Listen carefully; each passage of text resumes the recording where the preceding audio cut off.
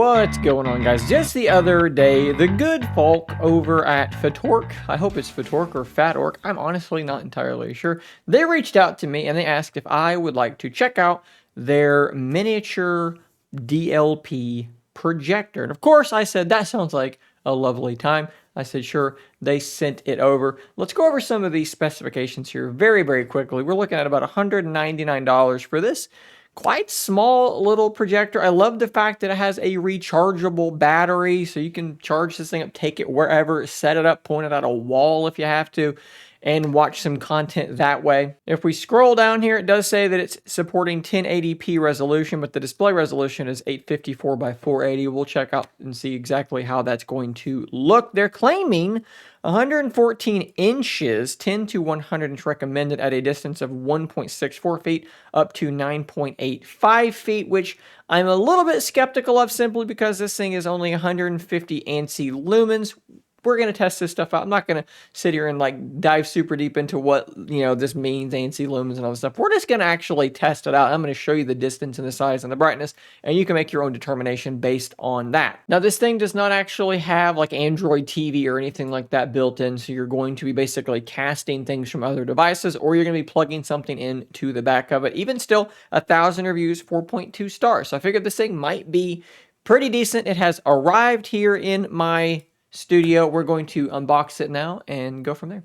All right, so here's the packaging for the FATORK mini projector. I hope I'm saying that name correctly. If we flip it onto the back, kind of some nice like embossed looking text. It's a decent feeling box overall, which does give me a little bit more confidence. Let's go ahead and slide the top off. And we have our quick start guide model D042 user manual. Oh, and this is actually cardboard. This actually feels like pretty decent quality as well.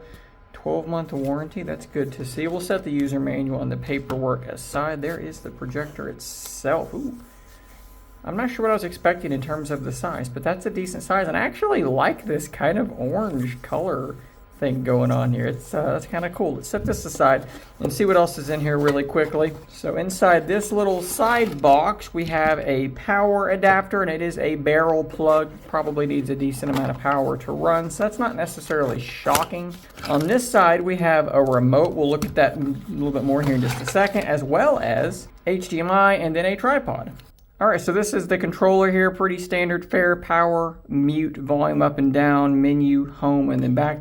Unfortunately, you will need to supply your own AAA batteries, so that is something I'll have to grab here in just a moment. As for the projector itself, this thing is indeed quite small. You can see here, decent appearance though, and the build quality really not too bad either. Headphone jack, power button, USB, there's your DC power in, there's your HDMI port, and then this is probably some kind of focus control there, which obviously something automatic would potentially be better, but that's going to work just fine. On the bottom, you've got little rubberized feet as well as a universal mount for any kind of tripod you want to use, but of course they have included their own, and that's going to work just fine. Up here on the top, some capacitive buttons to help control things as well. If you don't want to use your controller, you can just use those buttons there to quickly go through your menu or change some of these settings. Now this thing is portable in the sense that if I want to power it up, if there's a charge, there should be a battery in here. Yes, it is indeed firing up, and I can hear this fan running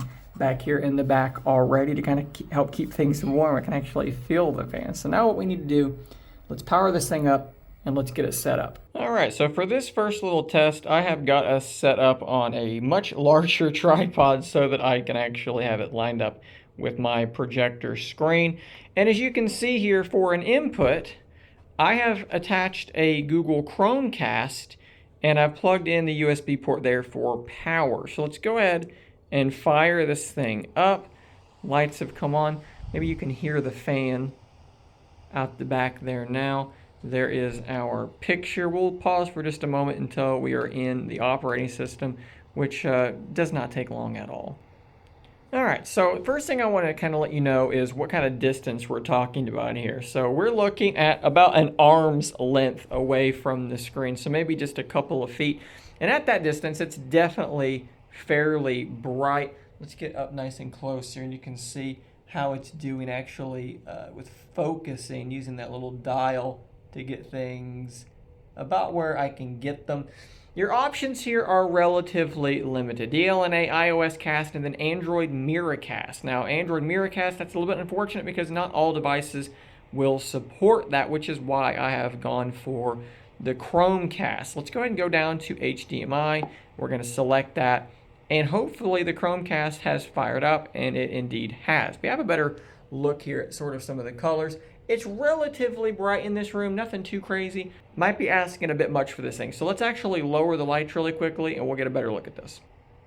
So with the lights off now, that is definitely helping out a little bit. But what we need to do now is, for one, we're gonna try to move this thing back and get a slightly larger picture, see if that's sustainable. And then we'll try casting some content and check out the overall picture quality and the speaker. As I move this thing back, there's one other thing I wanna show you. If you get kind of tilted, it will kind of do some automatic keystone correctioning there, which is definitely a nice thing to have. So we're now sitting somewhere about 6 feet away, and I would estimate this is probably close to a 60-inch picture at this point. This is a 100-inch, let me back out here.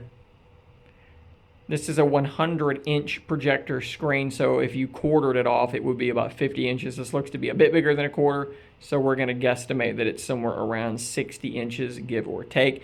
And it's definitely struggling a little bit with the brightness. So we went and fired up a video from my wife's YouTube channel, a recent live stream she did of Pal World. And if we kind of come up close here, you can see the picture quality is okay. It's not anything incredible. Looking at some of the graphics and the text down here, it's definitely passable. Nothing that absolutely blows my mind, but it'll do in a pinch. And honestly, with content playing, it's not too bad considering, again, let's back up and I'll show you exactly how far away we are. It's about 5 feet, give or take, away. And it's doing all right. Now let's test out those speakers. Guys, the Pixel Watch 2 has only been out for a relatively short amount of time, coming out alongside the Google Pixel 8 and Pixel 8 Pro. And of course, that does mean that a Pixel Watch 3 is still a pretty good distance out as well.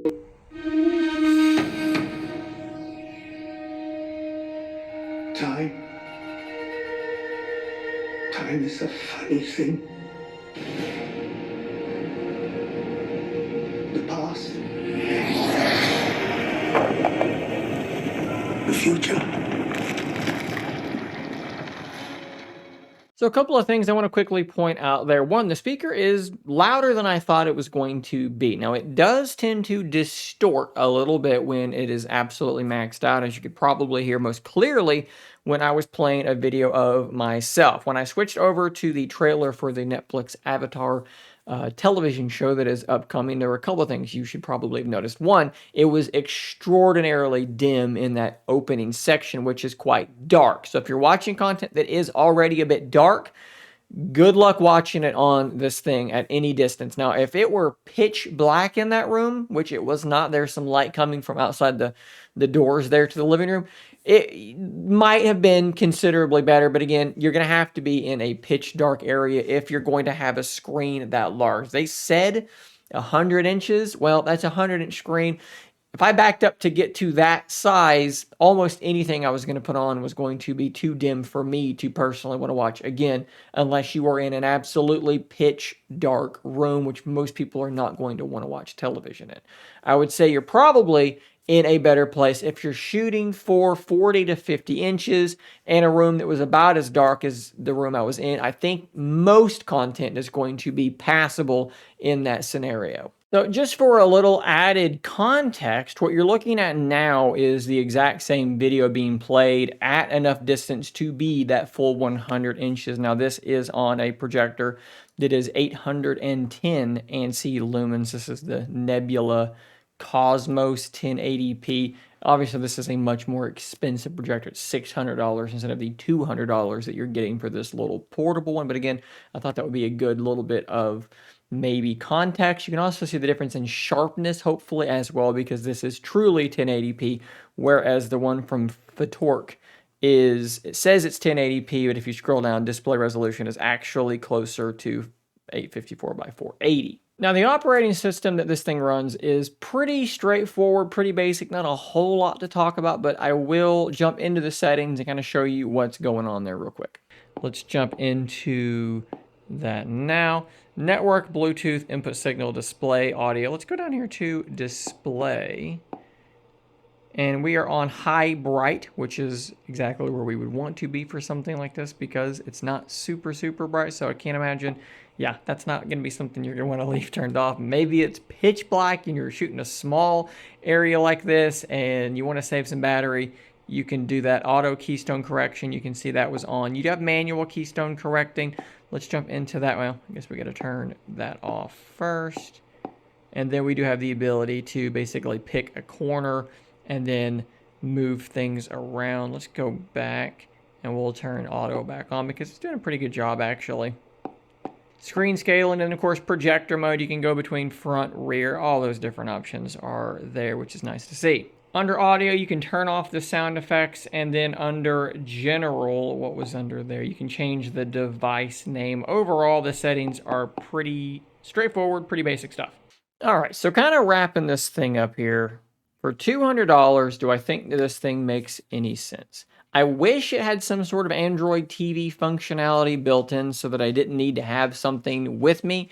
It's a little bit kind of annoying that you have this portable projector, but then you got to have something to plug into it at all times. It kind of defeats the purpose a little bit. And I know that they've got Mirrorcast and iOS casting and DLNA, but no Chromecast is a big deal breaker for me, which is why I have just plugged a Chromecast directly into it. It's very small. It can be powered off of it.